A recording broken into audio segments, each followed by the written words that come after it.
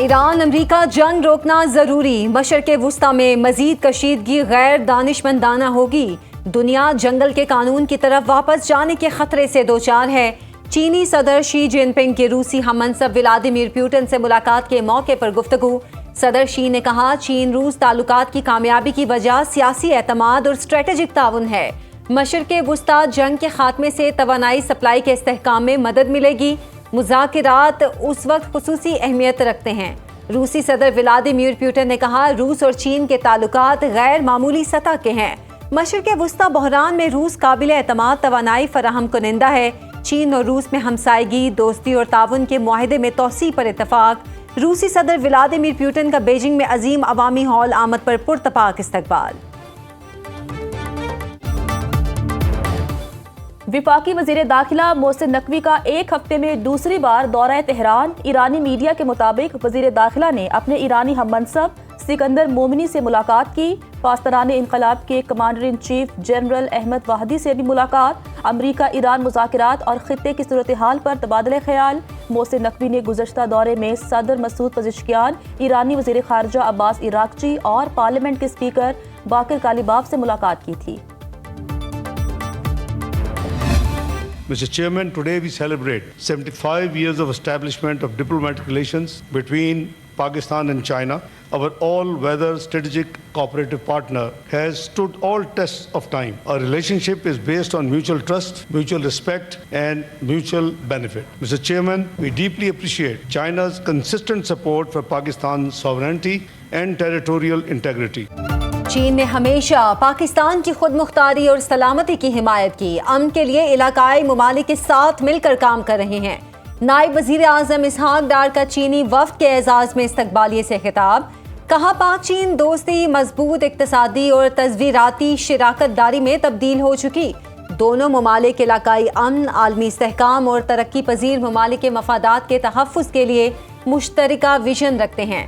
Pakistan one China policy پر پوری طرح کاربند ہے۔ پاک چین تعلقات باہمی اعتماد اور احترام پر مبنی ہیں۔ سی پیک نے پاکستان کی اقتصادی صورتحال کو بدلنے میں کلیدی کردار ادا کیا۔ پاکستان میں توانائی بحران کے خاتمے کے لیے غیر معمولی تعاون فراہم کیا، جس پر پاکستانی قوم ہمیشہ چین کی شکر گزار رہے گی۔ وزیر اعظم شہباز شریف کے دورہ چین کے دوران دونوں ممالک کے تعلقات کے 75 برس مکمل ہونے کی تقریبات منعقد کی جائیں گی۔ پاک چین تعلقات کے 75 سال مکمل ہونے پر قومی اسمبلی میں متفقہ قرارداد منظور۔ تاریخی دوستی، اسٹریٹجک شراکت داری اور سی پیک تعاون کو مزید مضبوط بنانے کا اعادہ۔ چین کی نیشنل پیپلز کانگریس قائمہ کمیٹی کے نائب چیئرمین اور ان کے وفد کا خیر مقدم۔ ایوان میں اراکین نے ڈیسک بجا کر چینی وفد کا استقبال کیا۔ خاتون اول آصفہ بھٹو زرداری کا مہمانوں کی گیلری میں جا کر چینی وفد کے شرکاء سے مصافحہ۔ اسپیکر سردار ایاز صادق نے کہا چینی وفد کی آمد ہمارے لیے بڑا اعزاز ہے۔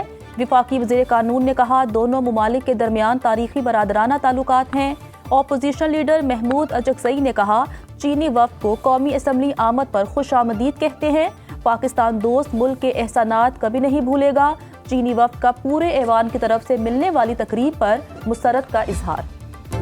ایران سے مذاکرات میں مثبت پیش رفت ہوئی، ایران جنگ بہت جلد ختم کرنے والے ہیں۔ امریکی صدر ڈونلڈ ٹرمپ کہتے ہیں تہران شدت سے معاہدہ چاہتا ہے۔ ایران مشرق وسطی کے ساتھ ساتھ اسرائیل کو تباہ کرنا چاہتا ہے، اسے ایسا نہیں کرنے دیں گے۔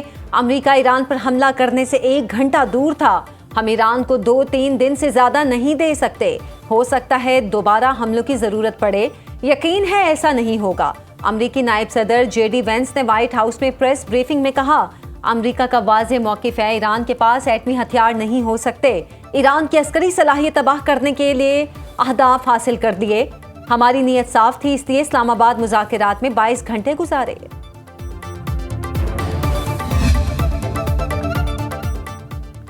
امریکی سینٹ میں ایران کی ناکہ بندی ختم اور فوج کو ہٹانے کی قرارداد منظور۔ قرارداد 47 کے مقابلے میں 50 ووٹوں سے منظور ہوئی۔ صدر ٹرمپ کے جنگی اختیارات محدود کرنے پر امریکی ایوان نمائندگان میں ووٹنگ اسی ہفتے متوقع۔ امریکی اراکین کانگریس کی بڑی تعداد چاہتی ہے ایران جنگ کے لیے کانگریس سے منظوری لی جائے۔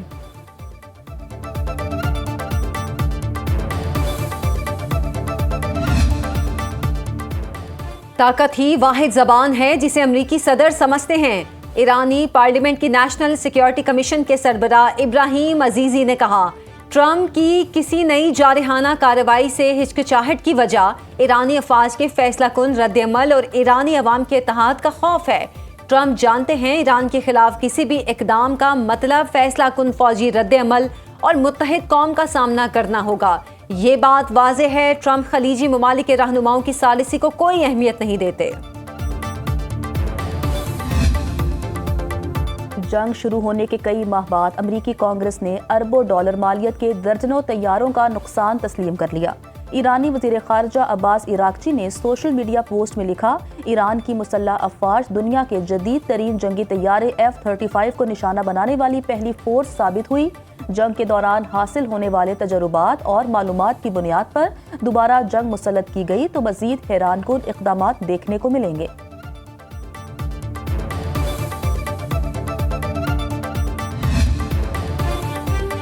ایران کے خلاف امریکی ناکہ بندی مزید سخت۔ امریکہ نے بحر ہند سے منسلک اسکائی ویو نامی آئل ٹینکر کو قبضے میں لے لیا۔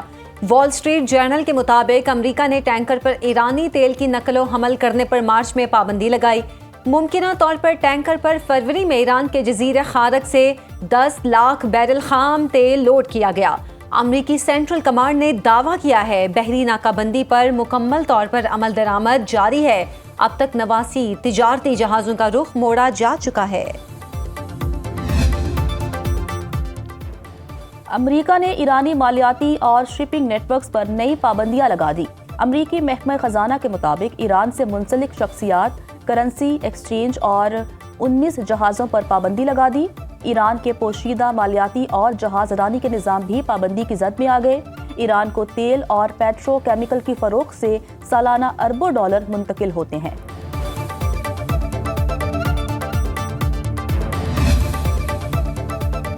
ایران نے میناب اسکول کروز میزائل اڈے پر واقع ہونے کا امریکی دعویٰ رد کر دیا۔ ایرانی وزارت خارجہ کے ترجمان اسماعیل بقائی نے ایکس پر جاری بیان میں کہا امریکی سینٹرل کمانڈ کے سربراہ کا بیان 28 فروری کے میزائل حملوں کی سنگین حقیقت چھپانے کی کوشش ہے۔ تعلیمی ادارے کو نشانہ بنانا بین الاقوامی انسانی قوانین کی سنگین خلاف ورزی اور جنگی جرم ہے۔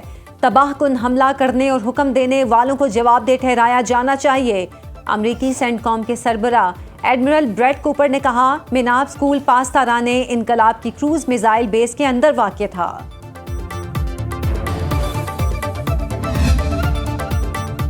امریکہ تاریخ میں ایٹمی ہتھیار استعمال کرنے والا واحد ملک ہے۔ اقوام متحدہ میں ایرانی مندوب کا کہنا ہے امریکہ غیر قانونی ناکہ بندیوں اور خطے میں اسرائیلی مظالم کا ذمہ دار ہے۔ امریکہ نے پرامن جوہری تنصیبات اور شہری انفراسٹرکچر پر حملے کیے۔ واشنگٹن نے سلامتی کونسل کا غلط استعمال کر کے تہران کے خلاف جھوٹ پھیلایا۔ امریکہ نے گمراہ کن الزامات عالمی امن اور بحری آزادی کا منافقانہ سہارا لیا۔ مجرم امریکہ خود ہی پروسیکیوٹر اور جج کا کردار ادا کر رہا ہے۔